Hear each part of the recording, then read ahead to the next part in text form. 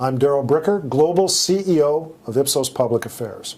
At Ipsos, we've identified 10 megatrends, the big trends that we need to look at in order to understand the evolution of the world that we're going to be living in. It's going to tell us not only how people are going to be living their lives, but it's also going to be showing us an awful lot about how we need to communicate with them and understand how their lives are changing. The first megatrend, dynamic populations. We have an aging developed world and we have a youthful developing world. And we also have a growing middle class. The United Nations tells us that the world's population is going to continue to grow through the 21st century. By the year 2100, we're going to have 10 billion people on the face of this planet.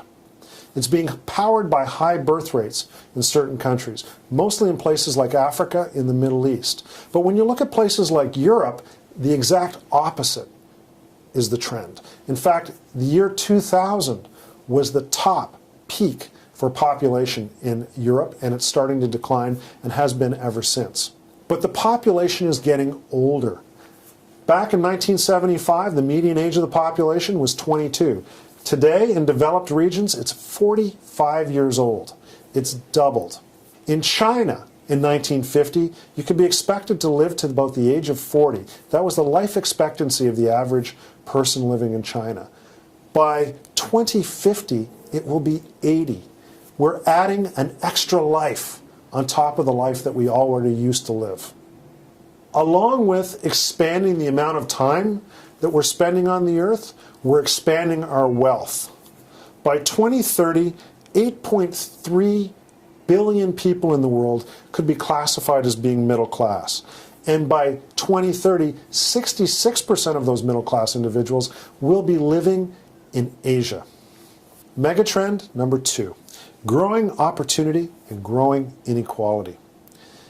In the developing world, the youth are quite optimistic. Quite a contrast to the developed world in which they're quite pessimistic. This is a very anxious youth in the developing world. When you look at what is expanding people's access to information around the world, more than anything, it's the expansion of literacy. More people are more educated in more places around the world than we've ever had. But the biggest factor in terms of improving people's access to information is clearly the internet. We have access now to all of the world's information that's ever been created in one place. But in order for it to have an impact on the development of an economy, the tipping point is about 50% level of access. The truth is today that 60% of the world's population does not have access to the internet, which creates a digital divide that prevents and reduces the level of economic development that we should be having. And what we've created now is a growing sense of inequality in the world. It's not just about a digital divide anymore, it's actually about the impact of all of this information and all of this technology on the ability to create wealth. And the public is starting to wonder, particularly in the developing world, when they're going to get their share. Megatrend number 3, megacities, urban superpowers, or human disasters. Over half of us now live in an urban area. By 2050, it will be 2/3 of us. The urban population is expanding by 50,000 people a day. That's about 1.5 million people a month, or a city the size of Prague. On an annual basis, it's about 18 million people, or a country the size of Chile. But do we want to live in the city? No. Actually, the vast majority of us do not want to live in the city, with the exception of people living in India and China, which interestingly enough is where the fastest growing cities in the world happen to be located. In fact, 7 of the top 10 cities of the world are now located in Asia. Megatrend number 4, increasing connectedness, decreasing privacy. Back in the 1980s, we only really had a few touch points to be able to communicate with consumers. But today, that's expanded massively. And it's expanded due to the expansion of the digital world. But 60% of the world's population doesn't have access to the internet, so the majority of people we can't contact in the way that many of the consumer packaged goods companies or other producers of goods and services want to contact them. But even if 60% of us don't have access to the internet, 83% of us do believe that having that access should be a basic human right. While we want to see the expansion of access to the internet, we're also worried about privacy. In fact, 66% of us express it as a very important concern. What we're also seeing, though, is not only the digital environment providing us with more ways to contact consumers, particularly as the internet expands, we're creating concerns about privacy, but we're also potentially even changing the wiring of our brains. 78% of the population in China says that they regularly look at their screens through the day.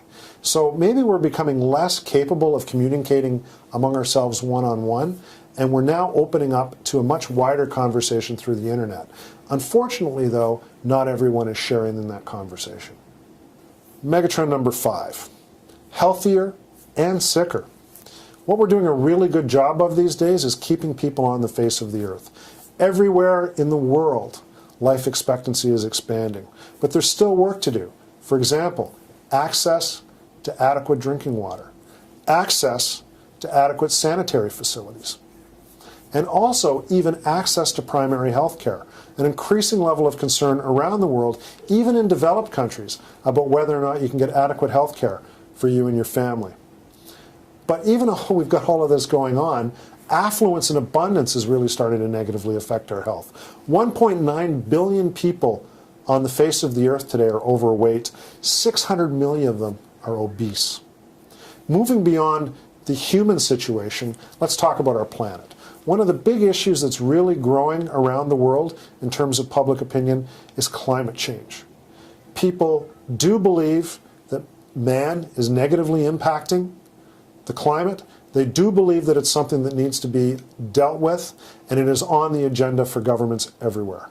Megatrend number 6, the rise of individual choice and the decline of the mass market. The number one global brand today is Apple. Didn't even really exist back in 1975. It's a new phenomena. But the big brands in the world today aren't always American. In fact, we're seeing them launch out as local champions around the world, and some of these countries are creating brands that are becoming the brands of the future. In automotive, in technology, in consumer packaged goods. Megatrend number 7, rise of the individual and decline of social cohesion. Traditional family structures are changing. Fewer of us are getting married. In fact, the fastest rising category of household today, people choosing to live on their own. We're worried about crime, particularly if you're living in the developing world. You're worried about your personal safety and you're worried about your possessions. And this is probably one of the drivers of dissatisfaction with governments. We're less confident that government can deal with the issues that they used to be able to deal with. Government is under pressure. Megatrend number 8, cultural convergence and increasing extremism. Chinese, it's either Mandarin or Cantonese, is spoken by more people in the world today than any other language. But if you're doing business around the world, you're doing it in English. It has become the new Latin. It is the lingua franca of business. But it's also the lingua franca of entertainment.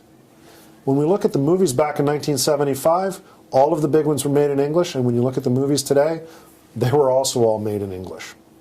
Let's turn to another cultural force, and that's religion. What we're seeing today is that 71% of the population says that they do believe in some form of religion, but it's starting to change. What we're seeing is that by 2050, that Islam is going to pass Christianity in terms of being the most popular religion in the world. Megatrend number 9, always on and off the grid. Nearly half of us feel the pressure to succeed in the world today. But 80% of us also say that we want to have a work-life balance. One of the ways that we're trying to achieve that is by working remotely. In fact, when you go out and you interview younger people, more and more of them say that that's something that they want their employers to allow them to do. Maybe we are getting more successful in finding a work-life balance. In fact, we're finding that the number of hours worked in the OECD countries has actually declined over the last decade. But apart from just how we work, there's a big question about where we work these days. More and more businesses are spending time on the question of employee loyalty. trying to get people to build an affinity for their organization and working for them as we have a competition for talent growing around the world. One of the things that we find is that 65% of the world's workers say they want to work for an organization with a powerful social conscience. Megatrend number 10, public opinion. It's a revolutionary force. It is changing the world every day. We can now measure what people think, what they understand, what they care about in ways that we've never been able to do it. And you know who's going to have to listen? Everybody who's in a position of power, because this is going to change everything.